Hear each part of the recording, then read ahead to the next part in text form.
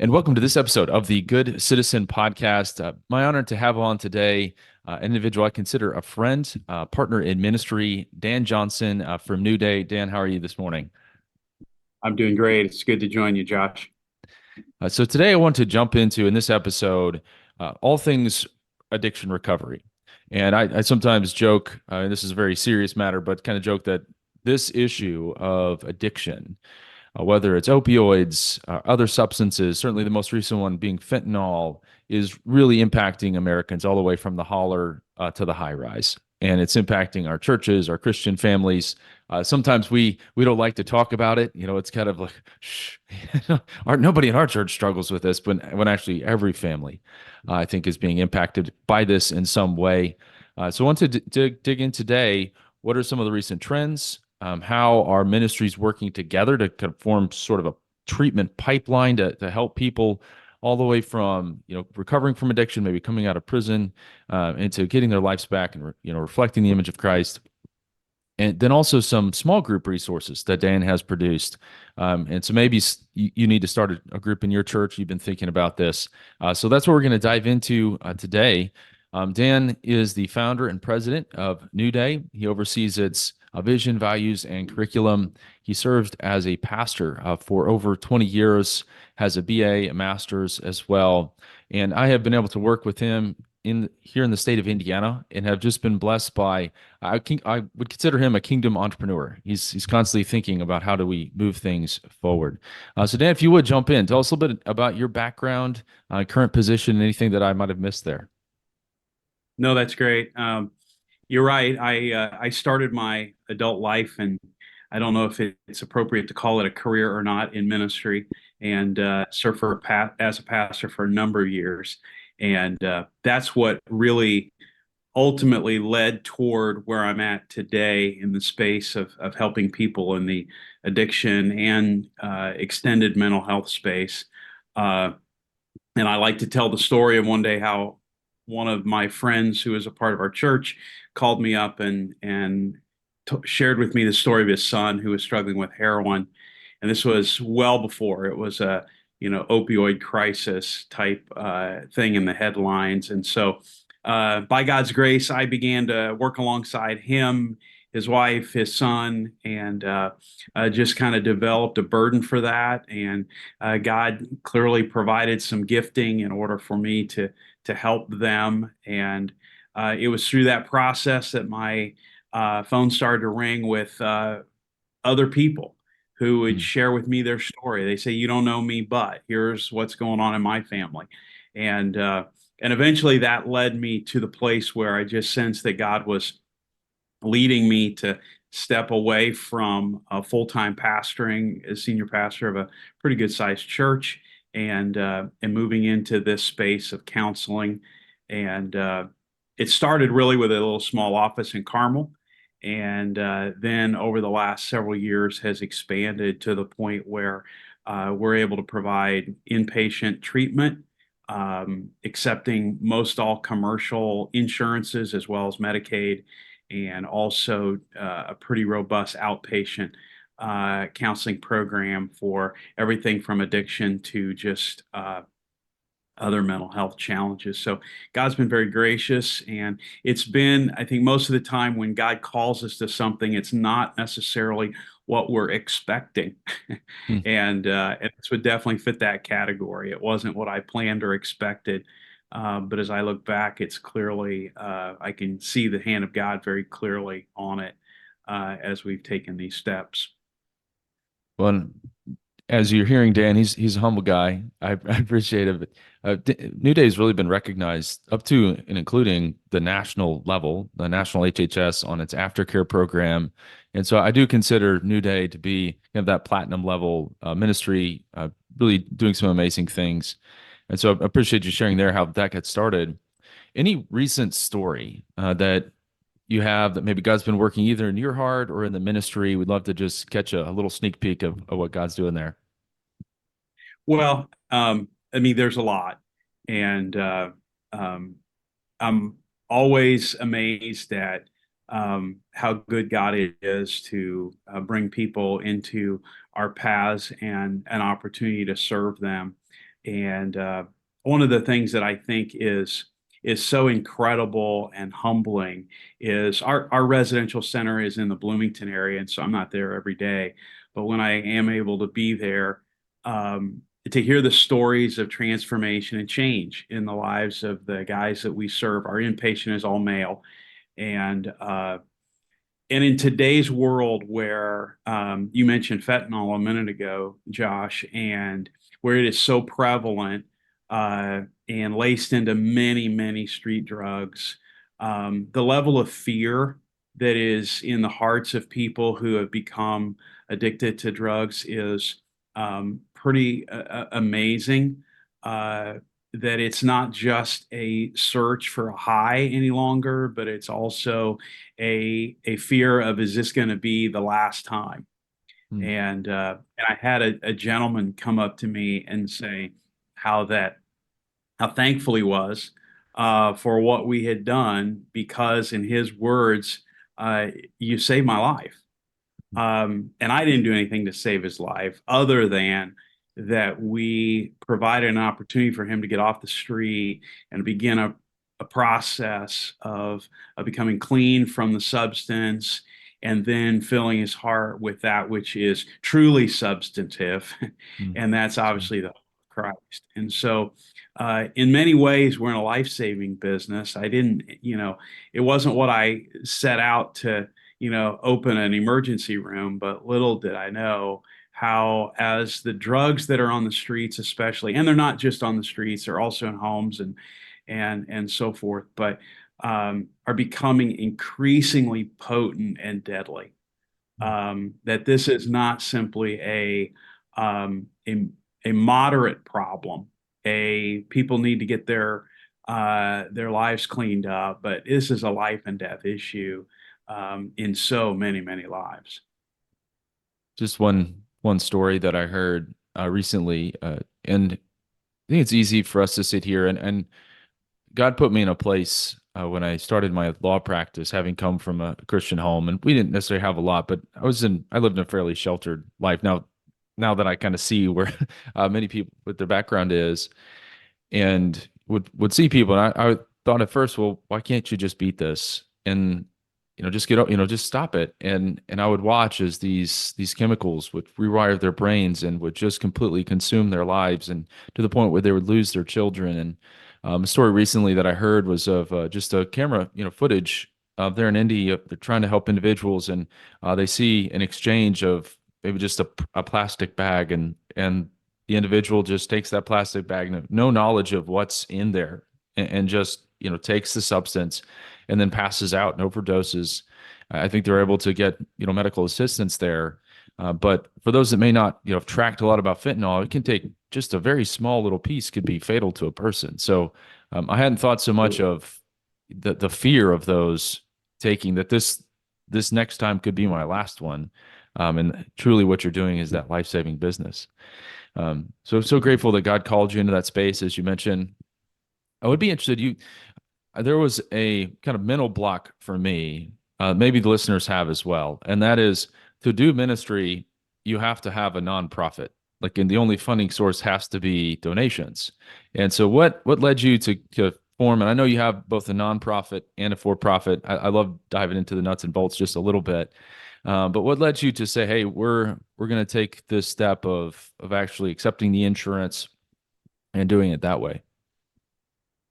Well, I became friends with a great individual. His name is Jim Jay, and he's in the business world. And it was really his brainchild to develop an LLC to raise capital. Most of our capital came through, not to get too deep into the weeds, but through donor advice funds, through people who had set up foundations through the National Christian Foundation, Sagamore Institute here in Indiana.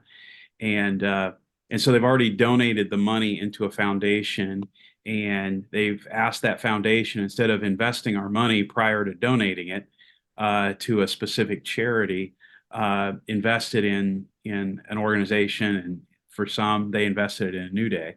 And so that gave us the capital to be able to gain the traction we needed to be able to do what we're doing with the insurance world and Medicaid.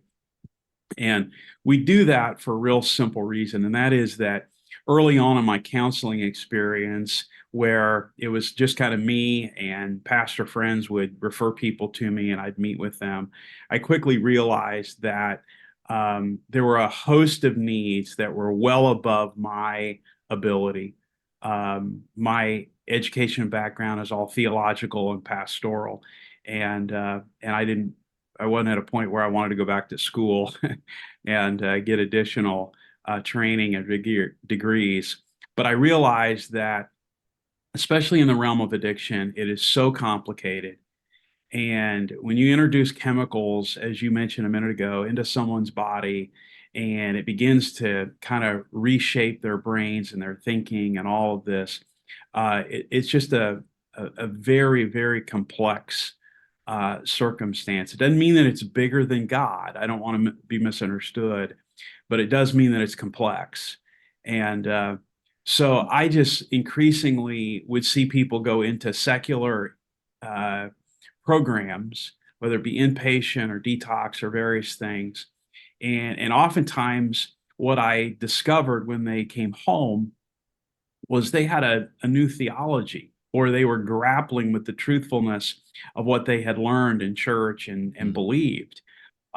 Because there is uh, a philosophical um, underpinning for much of secular therapy. And that underpinning is that we are, an evolved animal, and that Mm. cures are within ourselves and other people, as opposed to hope is found in Christ. And without the licensure, I mean, we're licensed in the state of Indiana. We have accreditation through an organization known as the Joint Commission, which accredits all healthcare organizations. And those rigors and disciplines help us achieve a level of professionalism and expertise that is really, really important. It speaks to our ability to receive individuals that we would not have the ability to receive otherwise. And so it provides us with a level of credibility with courts and hospitals and other professionals where we're able to serve. And I consider it a little bit of rendering unto Caesar what is Caesar's, in terms of recognizing that we live, in a sense, in two worlds. We are citizens of heaven, but we're also currently on assignment in this culture. And so there are certain, regulations and laws and so forth that we live under. And so that's a long answer to a short question of how we kind of landed where we are organizationally. But for listeners that are tuning in, understanding that in any space that you get into, there's going to be varying philosophies of ministry. And as I've gotten to know you, Dan, that in the way that I think of it too is it's not a statement that Scripture is insufficient. Scripture is sufficient, but we do have things like modern medicine. We do pray for individuals with a heart problem, but then we also go get open heart surgery. And so if there are some tools that are available to us, can we use those? And I think that's going to come down to an individual's calling, individual ministry. And where I sit in the public square, trying to get more churches and more people of faith to interact with government officials, my request is, can it be a both and rather than an either or? Can we all try to work together? And so this is the model that God put on your heart, and you pursued it with excellence. So let's dive into a few things on just what are the most recent challenges. You mentioned fentanyl. Are there any other trends that you're seeing in addiction recovery in 2024? Well, I think that there's the substance side, and there's just the treatment side.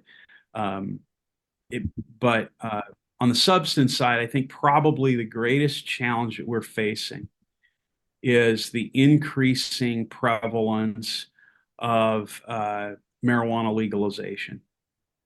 Uh, you don't have to travel far to see the legalization in full bloom, so to speak, pun intended. I have a couple of adult kids who live in Michigan, and the first billboards that we see when we cross the line into Michigan are for the cannabis dispensaries and so forth, and similarly in Illinois. Uh, and here's why it's such a challenge. There are a lot of people who are under the idea or faulty belief that it's an innocent, no big deal kind of thing. Uh, the potency of today's marijuana is somewhere between 7 and 10 times more Wow. potent than it was in the mid late 70s or even 1980s.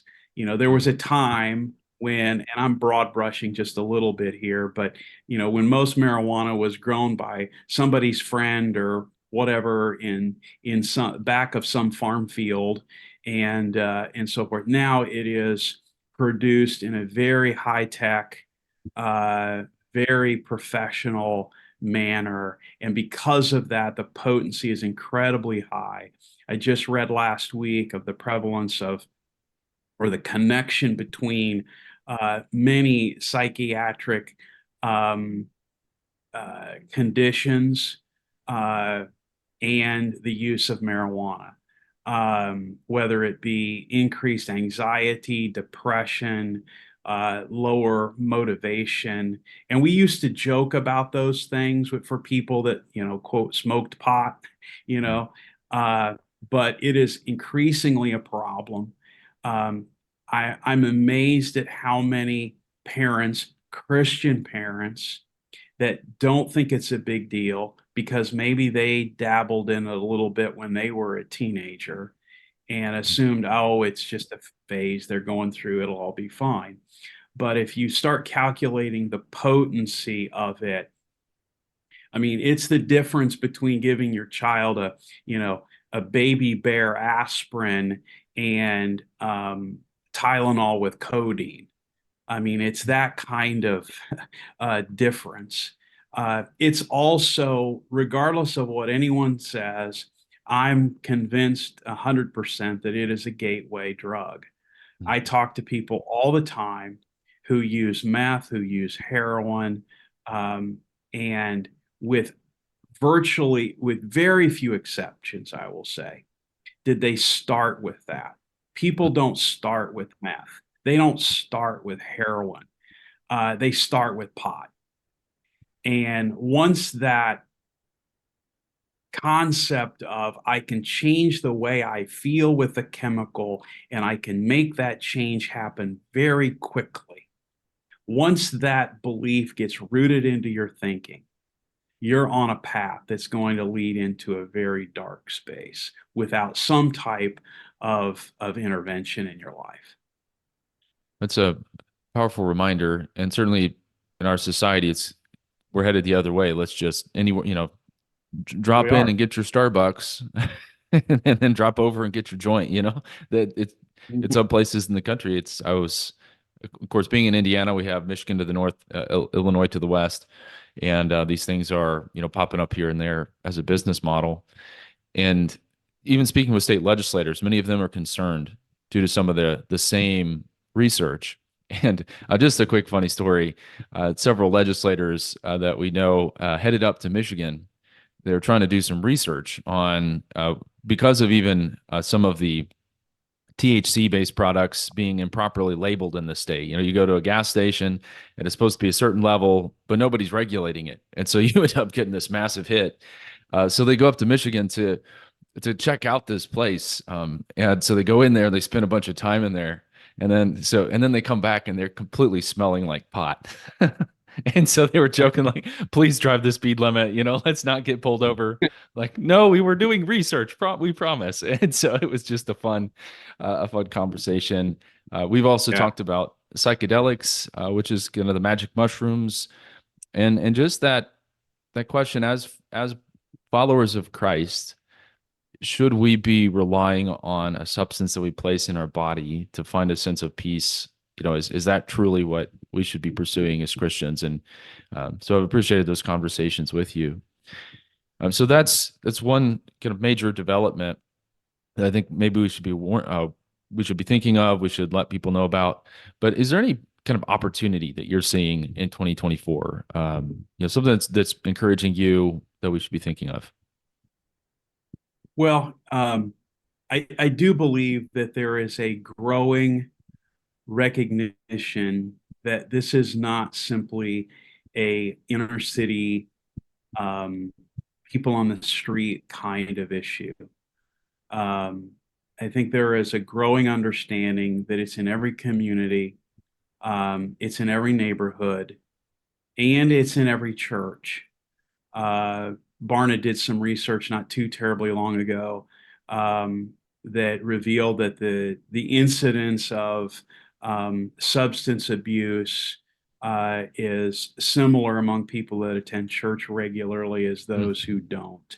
Wow. And so the idea that it's an out there problem is a fallacy. And I think increasingly we recognize that. I think we still have a little bit of a hurdle to overcome as it relates to what do we do about it? How do we respond to it in a positive way? I also see, just from a organizational opportunity, I think the model that we have kind of pioneered of you can be Christian and still have professional credentials and accept insurance and Medicaid and that sort of thing, I think is it's creating a little bit of attention because in the past, as you mentioned, every all addiction ministry was a complete um, donor driven effort. And so to be able to kind of cash flow, if I can use that phrase, without reliance upon constantly asking people for donations, is a true opportunity, because it allows us to see our desire and our vision is to see multiple new days around the state and ultimately around the Midwest as God allows. And the model that we've landed on allows that to happen without just a constant effort to raise funds, which is difficult in this space. I found when we were solely a nonprofit that Mm. there tends to be, I don't know that anyone says this out loud, but there tends to be a little bit of a, hey, they got themselves into this problem, they can get themselves out. And it's not quite as an attractive donor target as some other things out there. So there's a little bit of, I see opportunity in those realms. It is, just to be, candid, it's hard to think about addiction and opportunity. You don't want to smile at the suffering at all. And so it's always a challenge in that regard. Well, that's what I've tried to do with the podcast, because we have had on ministries that did have the donor funded model and were very strongly committed. This is the only way to do it. Our goal with the podcast is to bring varying ways to engage an issue. And I do think even maybe 15, 20 years ago, we have had a number of U.S. Supreme Court wins on the issue of church-state partnership. There needs to be room for people of faith to engage. I also think the crisis has become so acute that even secular state officials are like, if you can help in some way, come on. This is such a problem. Please, we need all hands on deck. And so I do see that as an opportunity as well. Mm. Well, I wanted to pivot now to how can the local church, because you mentioned a lot of Christians are still look at this like surely this isn't a problem, yet we know from Barna's research and even your own experience, certainly my experience, that I think this is impacting every congregation, but we Mm. don't like to talk about it. And so, what are some ways that churches can engage this? We've talked previously on the podcast about addressing the stigma. How can you do that through a series of sermons and lumping this in with other issues? But then I think what you identified was the small group or the Sunday school class, and being able to kind of discuss this together. So I know you just completed wrapped up some small group curriculum that you've published. Would you talk a little bit about the drive to do that, and then kind of your thoughts on what, say, a 7 to 8 week study together on this topic would accomplish? hmm Well, there's two things. Our curriculum is primarily focused on those who are, and again, I'm going to use just a general word that some don't care for, but recovery. Because it drives the question of what is recovery. But it's focused predominantly for those that have battled and are seeking to overcome some type of addictive behavior, and it was really designed for uh, a simple application.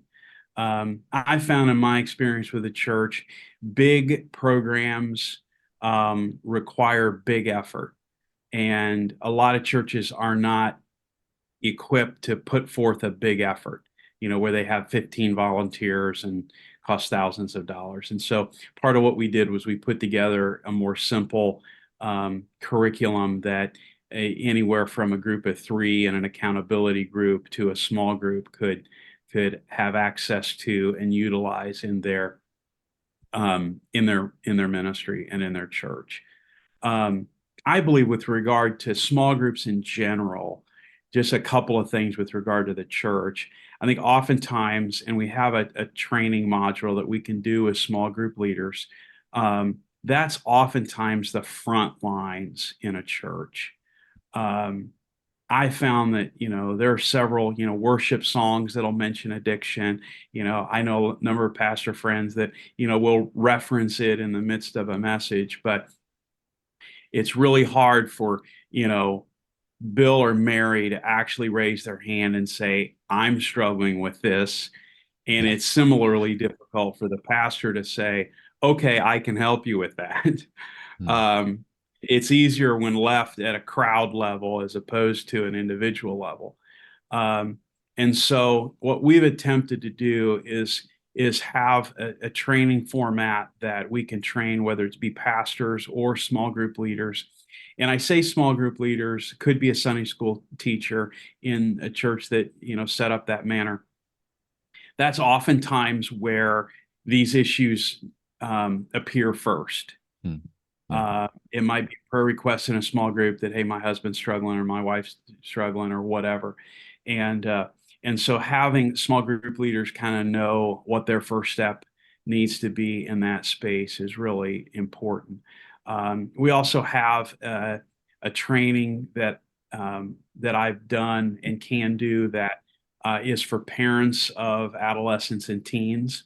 Hmm. Um, I've been kind of, I shouldn't be, but still kind of amazed at how naive a lot of Christian parents are at what's going on and what their kids, especially if their students are in a public school, and it doesn't even have to be a public school; it could be a Christian school too.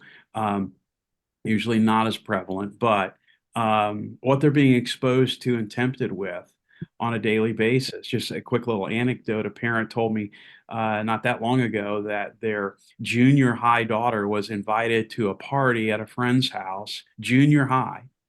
And and as part of the party, the parents weren't there, which, they didn't realize they were going to a party with no parents around.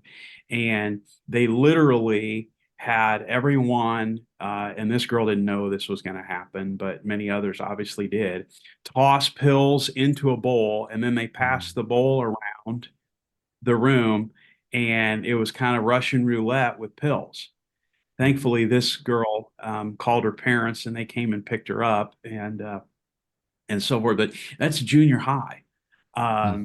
What and so it's critically important for parents to be educated, to know, to be able to have conversations with their kids about what they're experiencing, what is happening. We love technology, but the reality is that anybody can get just about any drug they want to in about a half an hour or less with their phone through the right kind of messaging and so forth. Hmm. Uh, so we do training for small group leaders. We do training for parents of adolescents and teens. I've like you, Josh, I still have, I'm still a pastor at heart. And so sometimes I'll preach in churches and can share a little bit of our story and where hope is ultimately found. Because we believe very strongly that um, without Christ, the best you can do is get sober. The best you can do is avoid whatever it is that has taken hold, but it's through Christ that you can experience the fullness. I love John 10:10, where Jesus said, I've come that you might have life and that you might have it to the full. And God wants to fill us with his spirit and wants us to lead a healthy, productive life. And that's only possible through the power of God. And that's really what drives me and what drives our organization is the fact that we can not only help people get sober, and sometimes that has to be the first step just so they can listen and hear you, but we seek to take the next step and help people become full of what is good and Mhm. fulfilling, because Amen. most people get caught in a substance abuse and addiction issue because of an emptiness, an ache, a pain within their heart, uh, that they can't figure out how to respond to, Mm. and then they find that drug that doesn't fix it, but at least it makes it go away for a little while. It Yeah. silences it Mm. for a period of time. Um, so that's what we do with how we seek to help churches. Well, and this is the aspect of your work that was recognized by National HHS, some of your aftercare. And what I love, you'll come in and the idea we kept getting from the state was what a mentorship. Somebody comes out of prison, if they don't have a job, they don't have a place to stay, they go right back to the people they knew before, and then they're headed right back. And so having Right. someone that can kind of walk alongside of them and encourage them, and then being part of a small group. And this is truly just the church being the church. I mean, this is what the church specializes in. I love sharing with officials. There's this, organization that's been around for about 2,000 years. It specializes in providing community and hope and purpose to people. It's called the local church. And so your ministry has been doing this for a while, equipping the church. And you think of that small group context where people are willing to share a little bit more, and you're known and still loved. And like you said, nobody's going to stand up on a Sunday morning. I struggle with addiction, especially if you're a respected business leader. So you're going to have to go deeper. You're going to have a relationship there. I did want to just jump in, give a sneak peek, a little bit of one of the lessons. And the first one talks about what I really want. And back to this kind of idea of living life to the full, having a full life in Christ, and you focus in on Romans 12. So how would that, what could you give us just a little bit about that particular lesson and what you're hoping to accomplish as you launch a study like this? Well, I start in that particular group of lessons with um, the real question is, what is your true goal? What is it that you really want in your life? Unfortunately, when it comes to this issue, there's a fair number of people who begin their journey of treatment or counseling because someone else has kind of pushed them into it. And so there must be something within your heart that creates a desire to change. And part of what enables that desire is the fact that you have the hope that you can change, that God does renew our minds. That he can help lead me to a place where instead of my mind being constantly focused on that next high experience, that my mind begins to change and move in a direction that seeks what is good and perfect, um, and that ultimately pleases him. Man, well, we'll have links in the show notes, the New Day website, and look forward to having a link there to some of these resources. So you're a listener, your church, maybe your small group could take advantage of these great new resources. And I appreciate and I highlight the difference at times in between a a writer, thinker, kind of an idea person, and that's good. We need good writers and thinkers. But I will tell you, I what I appreciate greatly is a practitioner.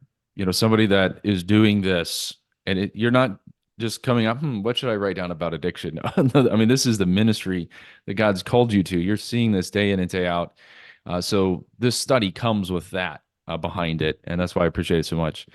So moving now, one of the challenges that I've seen in the addiction recovery space is, like many areas of ministry, you have various silos, and everybody's got to fund their thing. You got to keep the doors open. You have kind of your ministry brand, but it can lead to, all right, this group is working on housing or just working on addiction, and then this other group's working on employment and building the family back together.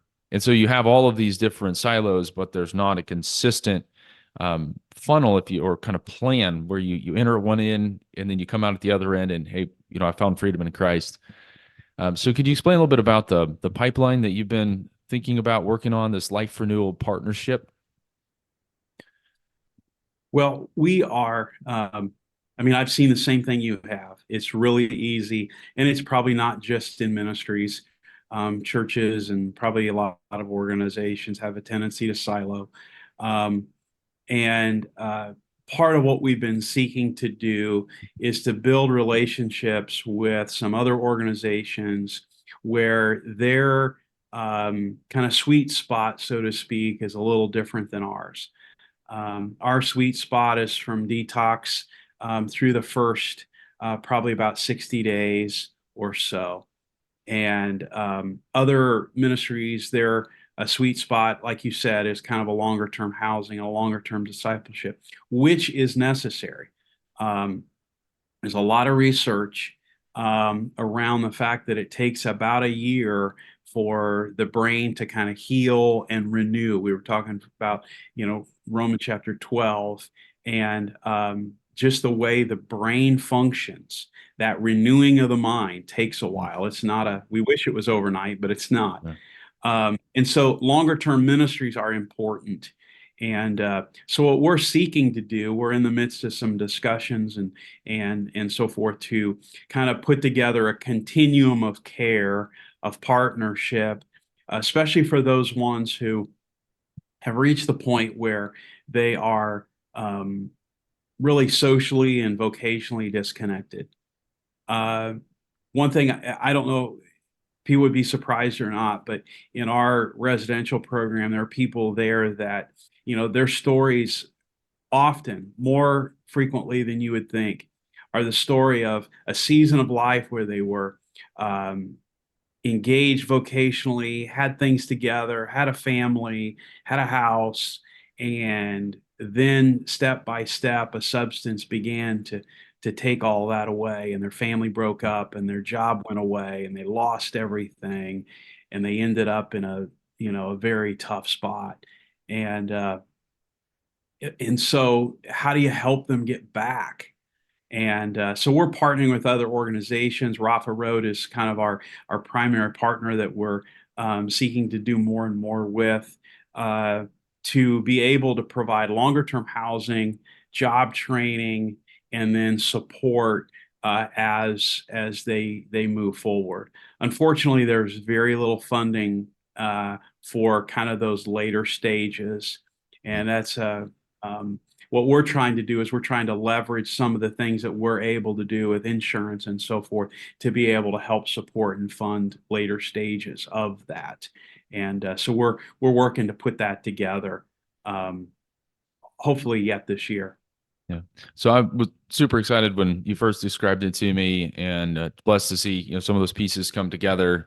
And for anyone listening, and this goes out to leaders around the country, wherever you are, I'm sure this is happening, and there can be ways that it iterates in a particular zip code, maybe is slightly different. But I imagine the piece of you got to affect the crisis, detox, you then longer term discipleship and renewal of the mind, then back into employment, family reunification, housing, and then longer term community. And I think that's where the church comes in, as you get the mentor, you get somebody plugged in, and an idea that I've been real excited about as well is the idea of a recovery church. maybe not one of those being started, but in many communities there, and this was a tough one, I think, for the church to consider. Just being completely honest, there are a lot of churches, we're driving towards a family friendly, kind of particularly in a suburban area, you've got to compete with the church down the road and having the nicer playground, and having individuals wrestling with addiction kind of kills it. It affects that vibe. And so churches are really wrestling with, what do we do here? And so perhaps there is a church there that is, sometimes a pastor that has come out of this background. And I think every church does need to have a small group, does need to be impacting this. But we do know that kind of practically there may be a church that where the pastor is uniquely equipped to help people walk through this. And so could we have a church in every county in Indiana, every county in the country, that like this is a specific area where God's just burdened them and they have those natural bridges into the community. And so I've been really excited about that concept of thinking more about how we can put pen to paper, or maybe not start them, but at least recognize them. So if you're a family that, like you said, even a family that sends a kid to a Christian school, I've heard stories of how kids got hooked on drugs at a Christian school. And you turn to a church and your church is like, well, we don't know what to do. We were sympathetic. But to have the number ready to go, to have that plan in place. So I'm excited about all that you're doing and these ideas that you're working on. Any other thoughts on just how churches might be able to engage, or any other thoughts on this kind of recovery church idea that we've discussed? Yeah, I mean, I like to say that the support group's been around for a long, long time, and God called it the church. It is the ultimate support group, and we need to see it as that. I think that for pastors to recognize, or just to realize that it's not just the guy on the street that is struggling. I shouldn't be amazed any longer, but I regularly have people reach out to me who are employed, successful. They are the dads and the moms driving the SUVs with the kids to church. Hmm. And Yeah. that on Thursday, Friday, and Saturday and Tuesday, there's too many cocktails, too many bottles of wine, and it's becoming a problem. And or there's an old marijuana habit that's picked back up again, and it's just underneath the surface, and with affluence they can hide it. Hmm. And so it's and my invitation is, if I can help a church become attuned to the issue and know how to respond. You don't have to not be the church anymore. You can simply be the one that points people in the direction of, here's where help is found, and I can take you and walk with you and lead you to the next hand. Hmm. And you know that's what we want to be able to do. That's kind of the recovery church vision, is that of not a church being focused on addiction, but a church being very well educated and aware of what to do, Hmm. so that when people Sure. are struggling, they know that that's where hope is. And to the extent that I can help, we can help with that. We'd love to interact with people. We think that we're not the only thing. There are many ministries that are doing great work, and but we believe that what God has called us to do is very important, and that if we can use whatever platform we have to help others, whether it's here in Indiana or there. We've already interacted with a few folks in other states that are interested in the model that we've developed, and replicating it in another location. And anyone that's interested in that, you know, I think Josh, I'm always open to conversations and ideas of how we can make a greater impact. And just something that struck me as you've shared today, Dan, is just this idea of, being kingdom minded. Of, we know God's called us to a particular space, but even the humility to reach out to others and say we're not the only thing, the only piece to this puzzle. And that's exactly how the church works. Preaching through the book of Acts, this was never about any of us individually. It's about the kingdom moving forward. And so how can we do that well? And then the other big takeaway for me today was just that reminder of, we think of addiction, we think of, somebody stoned on the side of a road, homeless. And like you said, there are a lot of people driving nice SUVs that are also struggling with this. And I imagine looking and searching for hope.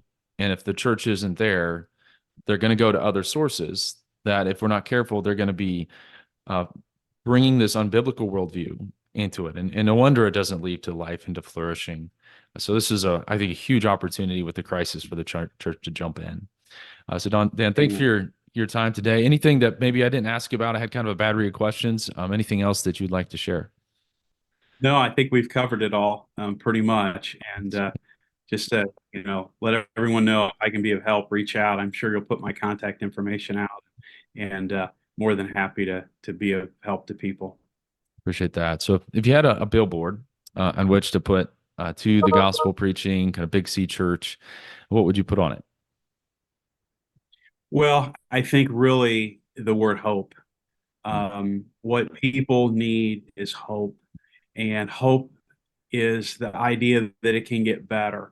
And what happens when people get caught in a bottle or in a drug or even another type of addictive behavior is one of the first things they lose is hope. And they begin to feel as if all is lost and now it's just about survival. And what I want people to understand and remember is that God is the author of hope, and through Christ and the power of the resurrection, there is hope for new life and for brighter life. And you don't have to survive, you can thrive because of the power of God. And so I like to say that our primary product is hope. Wow. That's what we're all about. Amen. Well, Dan, thank you for the work that you're doing there at New Day. We will share contact info and look forward to continuing to work with you and think through how the church can engage this issue. Thanks for being on today. Hey, thanks, Josh. All the best.